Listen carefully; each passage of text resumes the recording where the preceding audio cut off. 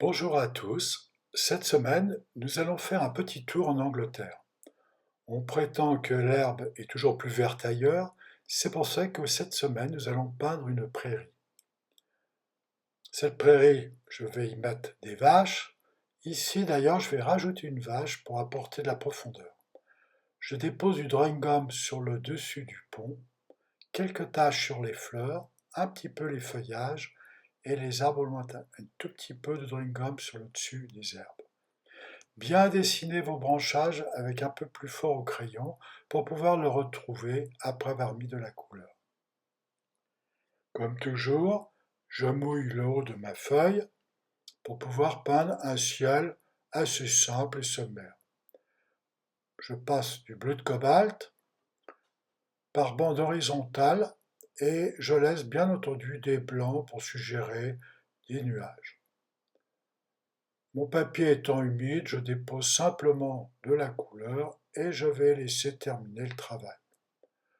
Comme je sais que ça va s'éclaircir, je rajoute un tout petit peu de bleu d'Inde d'entraîne, taché de violet par endroits pour suggérer des zones différentes dans mon nuage. Voilà, j'en ferai pas plus et surtout, je vais bien laisser le papier finir le travail. Maintenant, nous allons peindre la bande d'arbres lointains. Donc, j'humidifie cette zone pour réussir quelque chose d'assez fondu. Ne détrempez pas le papier car la couleur s'étalerait beaucoup trop loin. Donc, je dépose un premier passage de vert. Alors, ces verts, c'est fait avec du jaune transparent, un petit peu de Kinagold et de Blue Windsor. Une fois que ma première couleur a bien diffusé et que mon papier est resté humide, je reviens avec une couleur un tout petit peu plus sombre et crémeuse, faite de Blue Windsor, de Kinagold et de Bravandic. J'en profite pour déposer dans le haut des arbres quelques détails avec des branches qui sortent légèrement pour donner plus de réalisme. C'est juste des effleurements du bout du pinceau humide. Et au fur et à mesure que mon papier sèche, je reviens encore une troisième fois avec la même couleur mais moins chargée en eau, qui va se diffuser et donner l'apparence d'arbres plus conséquents. Faites attention que ça ne devienne pas trop sombre, les lointains doivent être plus froids en couleur, des verts froids, et beaucoup plus clairs pour donner de la profondeur. Vous voyez souvent dans mes vidéos que je dépose des couleurs sombres qui vous paraissent assez fortes, et en fait, vous allez vous apercevoir qu'une fois séché, ça va devenir très pastel, très transparent. Donc c'est une technique qu'il faut vraiment acquérir avec l'expérience, savoir jusqu'où aller dans la profondeur des couleurs. Voilà, je vais revenir une troisième fois ou quatrième fois peut-être pour vraiment obtenir optiquement un effet de profondeur, de relief surtout. Là j'ai peint le haut de mes arbres et un petit peu le dessous. Maintenant la partie de droite, j'ai une très grosse masse végétale. Ça va être assez difficile pour les débutants à réussir. Dans un premier temps, je peins l'arbre du milieu avec une couleur intermédiaire plutôt claire. Celle-ci, je fais avec du Kinagold, Blue Windsor et c'est tout. Maintenant, le troisième vert que je mets en bas, à gauche, est beaucoup plus chargé avec du brun Vandyck. Mais toujours liquide. Vous pouvez avoir une couleur très crémeuse, très sombre, mais si vous mettez beaucoup d'eau, ça fera des gris verts. La nature, les arbres, excepté au mois de mai-juin, où l'herbe est vraiment très crue, très verte, les arbres sont plutôt des gris verts, et ça donnera une plus grande justesse de ton. Là, je charge avec un petit peu plus chargé en Kinagold, pour donner une teinte un peu plus jaune. Mais vous allez voir que je vais, comme dans cette bande du fond, revenir plusieurs fois L'aquarelle, nous allons donc de la couleur la plus claire vers le plus sombre. Et je profite donc de l'humidité du papier pour diffuser les couleurs sombres à l'intérieur. Pendant que cette zone va sécher, je commence à remplir toute la partie de droite des végétaux. Toujours avec du jaune transparent Kina Gold Blue Winsor.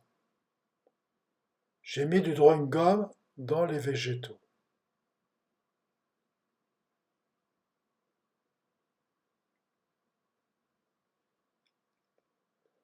Je me fie bien sûr à la photo, donc j'ai quelques arbres au lointain, plus sombres, qui sont en arrière-plan. Donc je commence à détourer.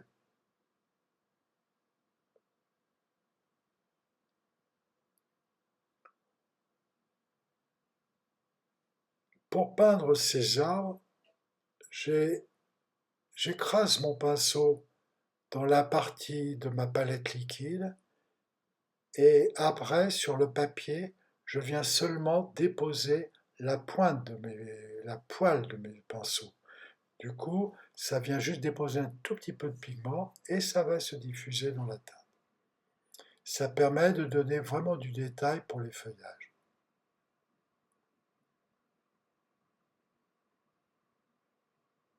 Vous voyez, par exemple, cette partie droite est humide encore et ma couleur que je mets dedans va légèrement se diffuser. Ni trop détrempée, ni trop être sèche. C'est une question de dosage. Par contre, si vous sentez que votre papier devient sec, vous pulvérisez de l'eau de très haut. Vous voyez là, j'ai pulvérisé de l'eau. Je laisse déposer le brouillard sur mon papier et je continue mon travail.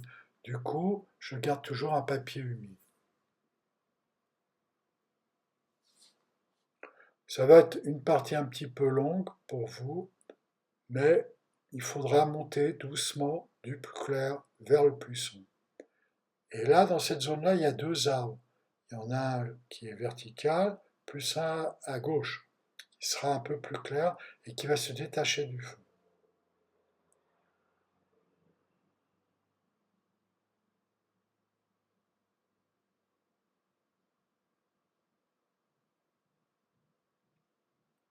La base de ce massif d'arbres est très très sombre. Et en plus, c'est ça qui va donner de la valeur, du contraste et des valeurs à votre travail. Donc n'ayez pas peur de diffuser des couleurs sombres.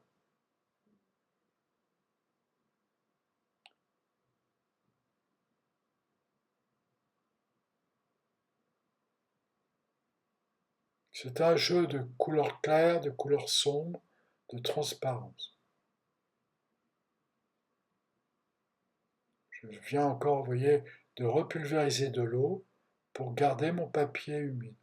Je rappelle que je pulvérise vraiment de très haut, deux-trois coups de pulvérisateur, environ à 50 cm de ma feuille, et je laisse déposer un brouillard sur ma feuille. Après, je peux travailler.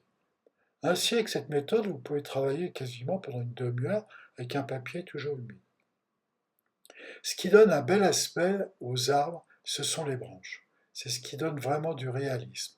Donc je prends un jus très très pigmenté de Bravandic que je tache d'un tout petit peu de bleu d'un d'entre elles, ou de violet, ça dépend.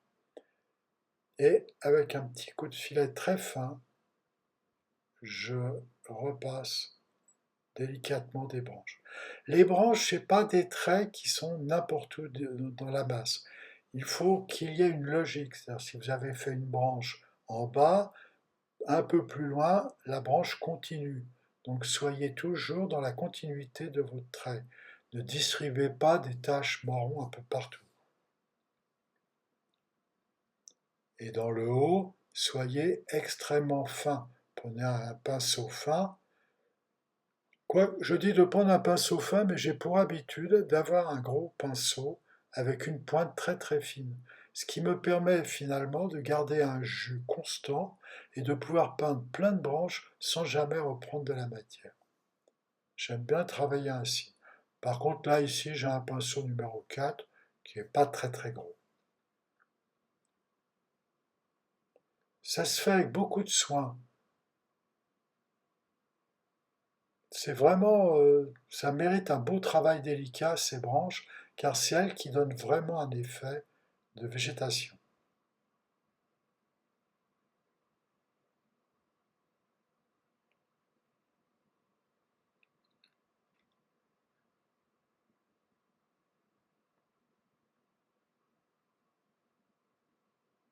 Pensez aussi que des fois, les branches redescendent vers le sol, surtout dans les branches basses.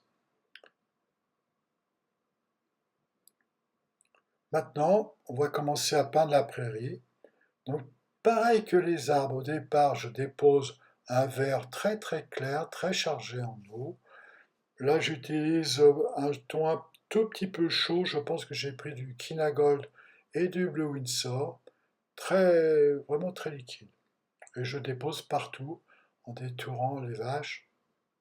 Vous pouvez voir que j'ai rajouté une vache qui va boire dans l'eau. Ça donne un petit peu de vie à notre aquarelle.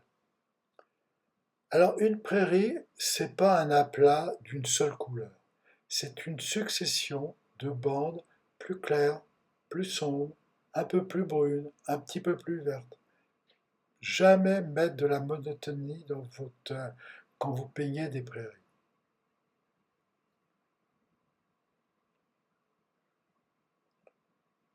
Après, petite bande d'ombre qui est portée dans la prairie.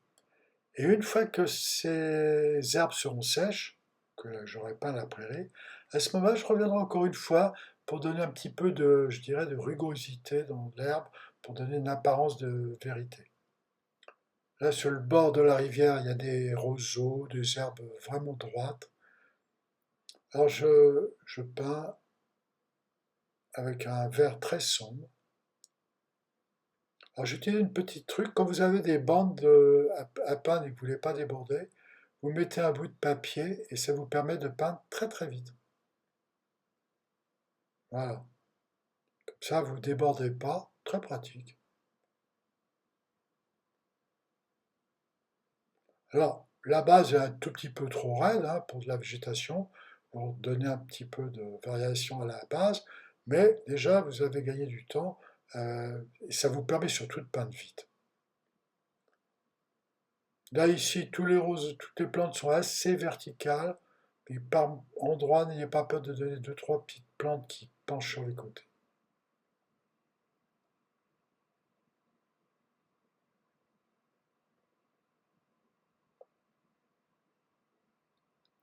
Variez les verts, ne faites pas toujours avec les mêmes couleurs.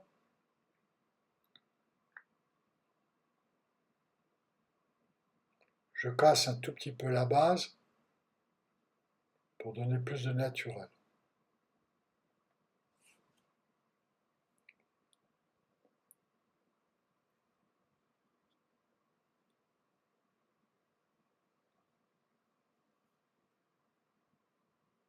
Finalement, mes herbes étaient un petit peu trop compactes, j'ai reposé dessus un tout petit peu de jaune transparent. Le temps que ça sèche, je travaille toujours ailleurs, et là, je commence déjà à mettre en place la couleur la plus claire des herbes qui sont sur la partie droite. C'est des herbes de bord de champ, assez hautes en l'occurrence, et ça va habiller ce coin. Donc, je dépose du vert déjà pour mettre en place, pour savoir où je vais pouvoir continuer mon aquarelle. Là aussi, entre les deux pompes, hein, entre les deux trous, il y a une plante qui pousse et qui est avec des petites fleurs roses, très jolies. Alors j'ai mis du drawing gum à la place des fleurs, mais avec beaucoup de très peu de tâches, hein. Je reviens encore un petit peu sur ma prairie, vous voyez, pour donner quelque chose de plus varié.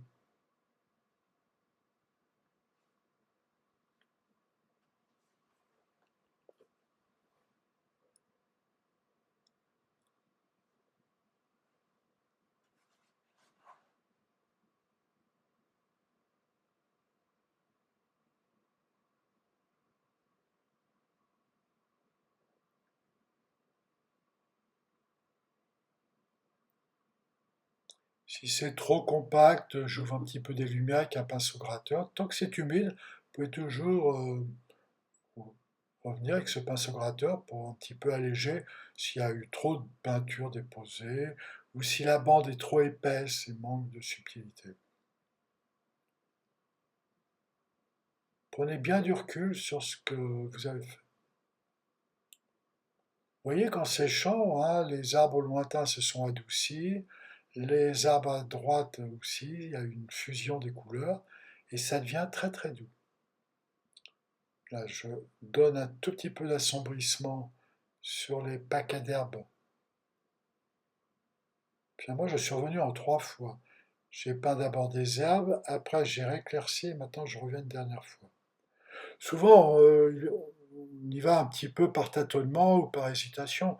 On n'a pas tout de suite le geste parfait, on ne sait pas exactement où on va. Moi, je découvre, si vous voulez, en même temps que vous, mon aquarelle, hein. Donc, il y a des moments où on prend des décisions, on revient en arrière, où il y a des corrections à faire.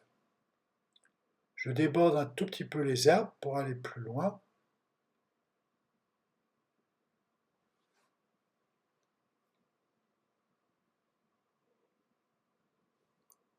En tout cas, c'est un travail qui va vous faire travailler toute une palette de verts et des verts qui doivent rester naturels.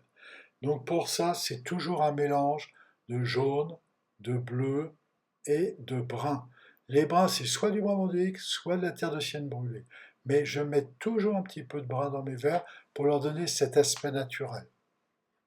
Maintenant, je vais peindre la rivière qui renvoie donc le ciel. Je vais mettre du bleu de cobalt.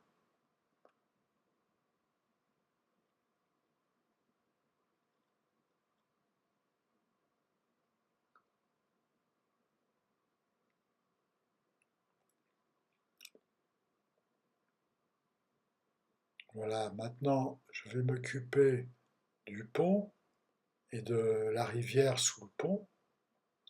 Là, j'utilise vraiment des pigments très sombres, brun Vandyck, violet Windsor, bleu d'Inde d'entraîne. Là, j'ai du drawing gum qui me permet de dégager les feuilles. Je peins sous l'arbuste.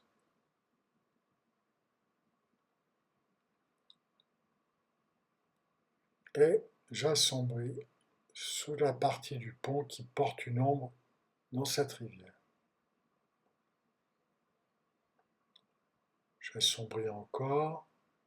Toujours là, toujours peindre horizontalement, hein, vous ne pouvez pas peindre verticalement en diagonale, c'est tout le temps horizontal. J'adoucis les bords,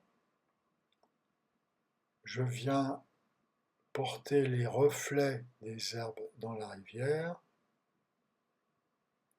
un petit peu compliqué, plus le reflet de la vache. Donc en fait, j'ai oublié un petit trou derrière le museau de la vache. Pour l'instant, vous ne le voyez pas, mais je fais une petite bêtise, je vais l'ouvrir au pinceau gratteur après. Voilà. Toutes ces couleurs sont trop claires, vont un petit peu trop s'assombrir. Donc j'ai remis du pigment, j'ai ouvert entre le museau et le pont une lumière. Je réassombris encore une fois ma couleur qui s'est malheureusement éclaircie en séchant. C'est que la vache.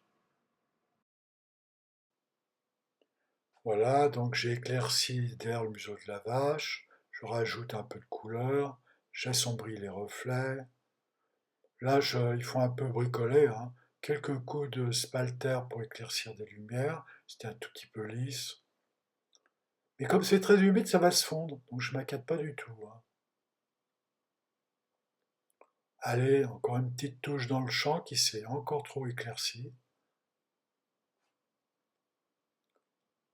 Étant prudent, j'ai toujours tendance à peindre plus liquide, plus clair, sachant que je peux toujours assombrir. Donc je m'inquiète pas.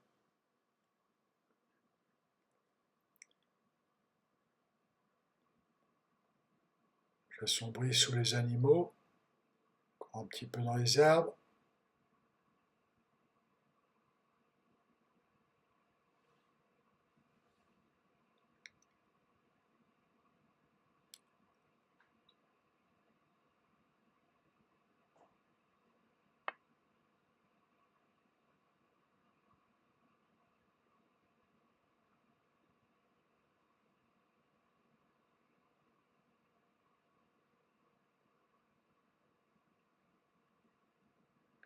Décidément, ces armes m'auront donné du mal. Je suis obligé de revenir au moins 3-4 fois. Encore un assombrissement des reflets. Là, je pense que c'est la dernière fois. Passe au gratteur, j'adoucis mes bords. Voilà. Vous voyez, ça séchait. Maintenant, c'est convaincant. Enfin, ça me satisfait en tout cas. Pour peindre le pont, je peins d'abord une couleur générale sur l'ensemble du pont avec du bleu d'entraîne, du marron de périlène, taché de violet. Je peins la totalité de la couleur en faisant varier un peu plus marron, un peu plus bleu. Ça n'a aucune importance. Je rajoute même apparemment là du brun mondique. C'est juste la première couleur d'approche. Après, on va rentrer dans les détails. Je vous rappelle que sur le dessus du ponton, de la margelle, j'ai mis du drawing gum pour les lumières. Voilà.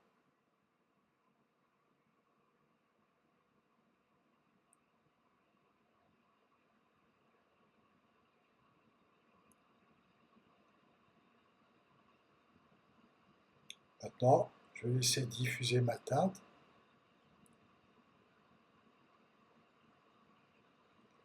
La deuxième partie derrière doit être un peu plus sombre.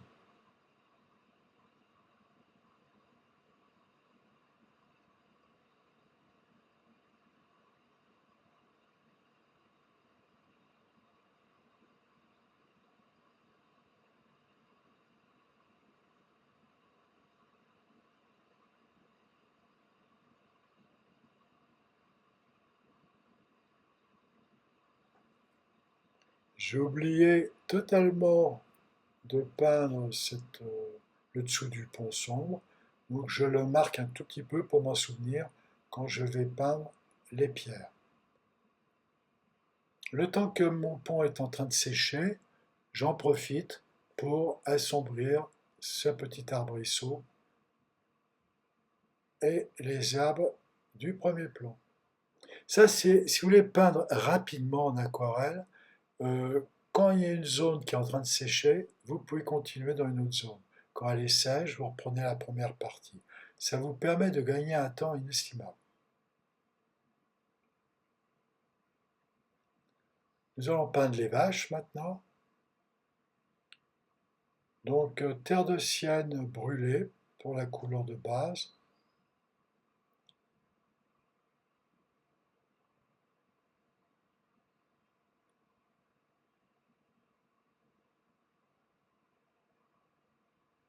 Peindre toute l'animal avec la même couleur. Attention au museau.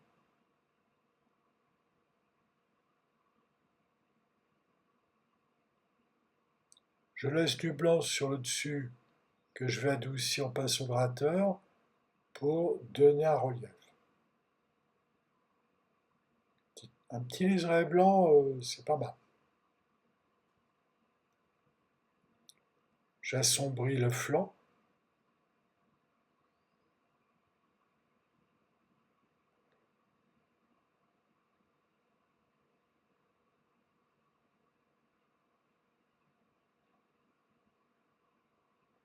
Comme la vache est en contre-jour, n'ayez pas peur de bien assombrir la partie avant.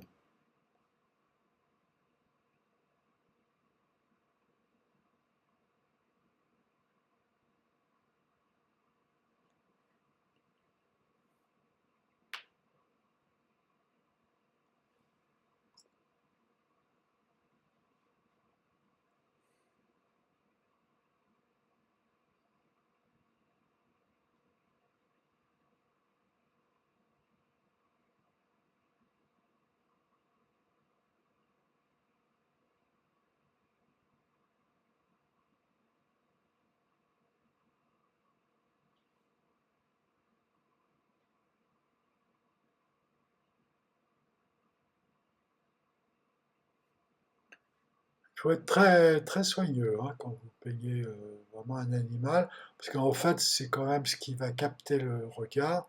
Donc, il faut vraiment une vache peinte avec soin.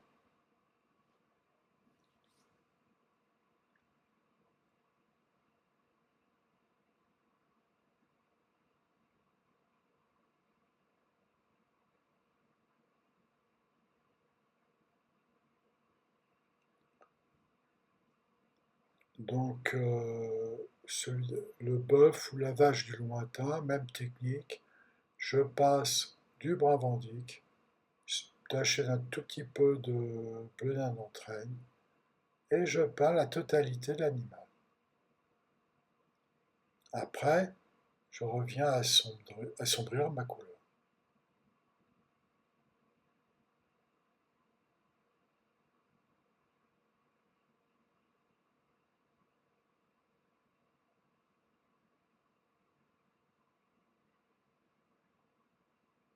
Je passe au gratteur, j'adoucis les traits. Les vaches plus claires sont faites finalement avec de la terre de sienne brûlée, mais assez diluée d'eau. Il y a certainement un petit peu de bravandic quand même dans ma terre de sienne brûlée. Mais c'est surtout le rapport à l'eau qui va donner la teinte blonde.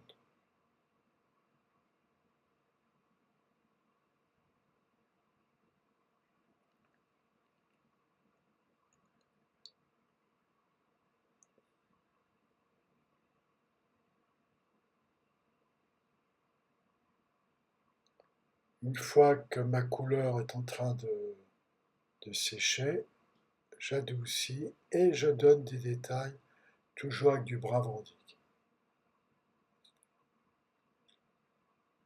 Là, le contraste n'est pas assez fort, je vais renforcer un peu plus le détail.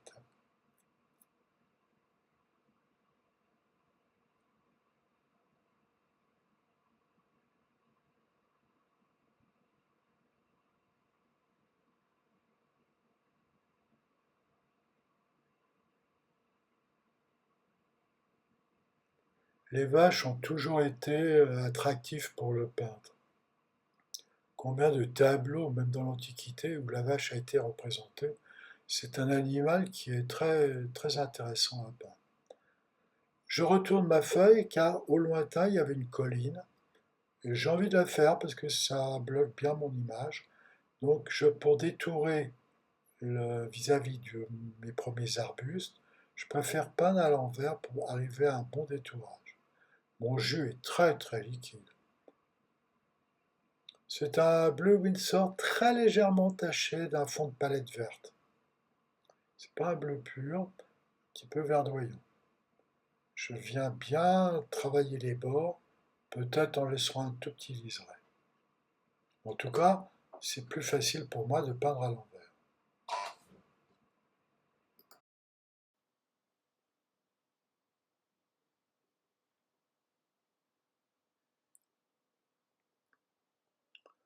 Vous allez voir maintenant comment faire les pierres sur le pont. Donc en fait, j'utilise une couleur très liquide de brun et je déplace mon pinceau horizontalement en faisant des espèces de petits rectangles, comme si j'enchaînais des briques. Quand vous faites ce travail, revenez par endroits pour pas avoir quelque chose de trop régulier. Il y aura des pierres un peu plus sombres que d'autres.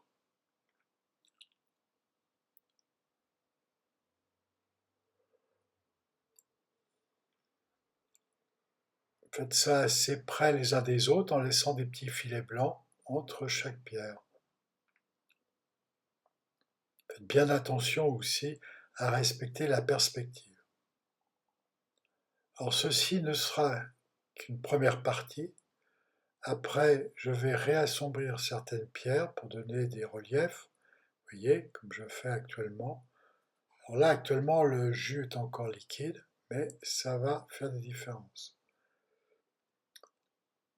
Et j'ai terminé mon mur. Après, tout doucement, je fais le dessus des pierres en laissant des blancs.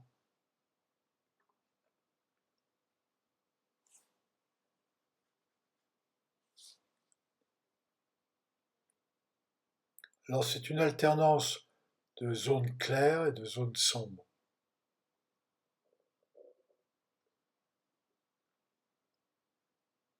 En fait, il m'est plus facile, étant gaucher, de travailler à l'envers.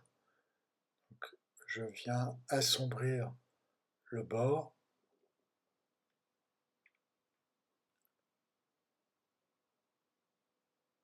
ainsi que le deuxième parapet.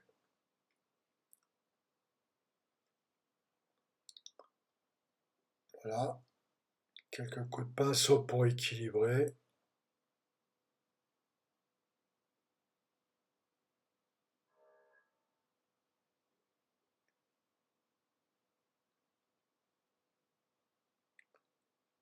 Je termine le dessous du pont que j'avais totalement oublié. C'était pas grave, j'avais le temps.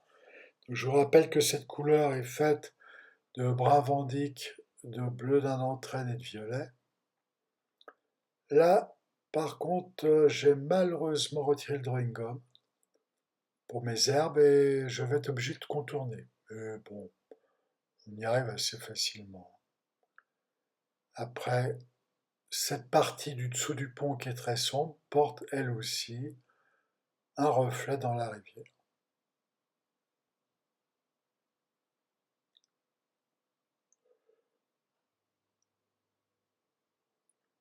Vous pouvez voir toujours que finalement les reflets dans l'eau qui étaient assez grossiers et sommaires tout à l'heure se sont diffusés tout doucement et du coup devient très lissé et correspond tout à fait à ce que je voulais. Là, il y a un pilier pour retenir le pont, pour pas qu'il tombe sur la vache. Là, ces pierres sont plus sombres. Toujours la même technique, je descends des espèces de petits rectangles. Voilà, et la tranche. Maintenant, comme ça a séché, vous voyez que ça devient un tout petit peu plat, je renforce quelques pierres, pas partout, pour donner une sorte d'inégalité. Et maintenant, je termine. Une fois que c'est totalement sec, je dis bien totalement sec, je passe un glacis général sur l'ensemble. Alors un glacis, c'est de la couleur, du pigment avec beaucoup d'eau. Avec du brun, brun bandique, violet et du bleu d'un d'entraide. Vous voyez, je relâche des couleurs bleues pour bien assombrir sous du pont. Un tout petit peu trop fort, j'allège, voilà, bien bleu.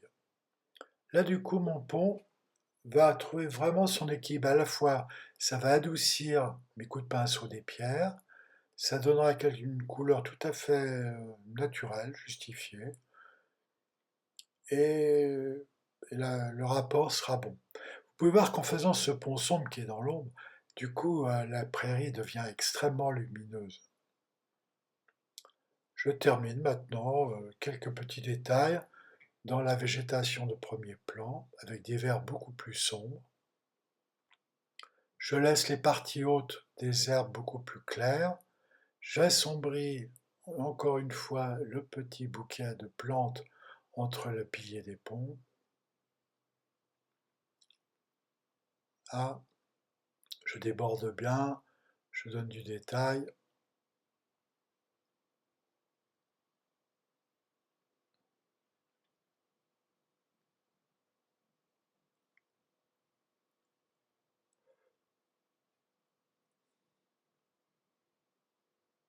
Alors maintenant, ce qui est intéressant, après l'observation générale de mon travail, je regarde si tout est trop gris ou manque de luminosité.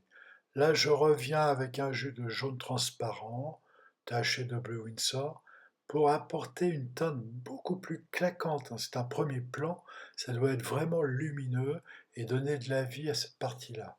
Ainsi que ces herbes qui sont juste derrière le pont et qui doivent se dégager du massif d'arbres derrière.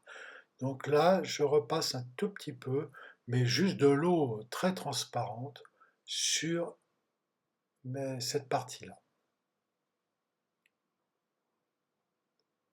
Alors, c'est une question de dosage, hein. Il ne faut pas que ça devienne une espèce de grosse tache jaune. C'est, vous voyez, une question vraiment très légère, mais un tout petit peu dynamiser les. Vous voyez, même peut-être dans l'arbre, là, je vais un tout petit peu apporter un petit coup de lumière, un petit coup de soleil. Ça se fait à l'œil, hein. Après, on prend des décisions au dernier moment et ça équilibre bien. Ainsi que les herbes que j'ai dégagées au drawing gum, vous voyez, qui sont toutes blanches, Après, je repasse un jus de jaune transparent dedans.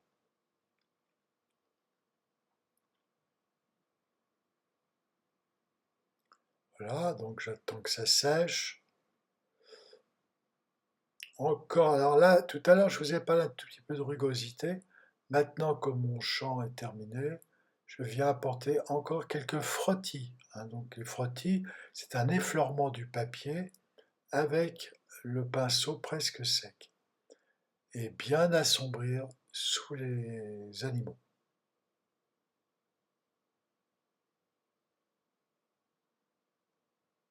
Le frottis va donner une profondeur, c'est-à-dire qu'au lointain, je n'y touche pas, mais sur les herbes du premier plan dans la prairie, ça donnera une petite rugosité et du coup, on a vraiment une impression que le champ s'en va au loin. C'est une forme de marquer la perspective. Je mets du rose dans mes petites plantes. J'évite une couleur trop claquante. Ce sera du rose permanent, mais très dilué à l'eau.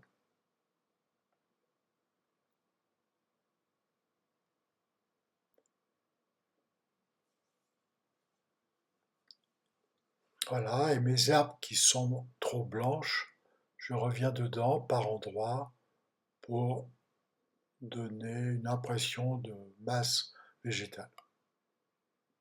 J'assombris encore un tout petit peu le dessous. Combien de fois j'ai dû passer, hein? Vous voyez que c'est une approche assez lente, hein. Voilà, j'ai terminé, j'ai jeté mon papier. Ben, je vous souhaite de passer un moment très agréable à faire cette aquarelle et l'on se retrouvera la semaine prochaine pour un nouveau sujet. Je vous souhaite d'avoir beaucoup de patience, du courage et de me présenter vos travaux. Bonne semaine!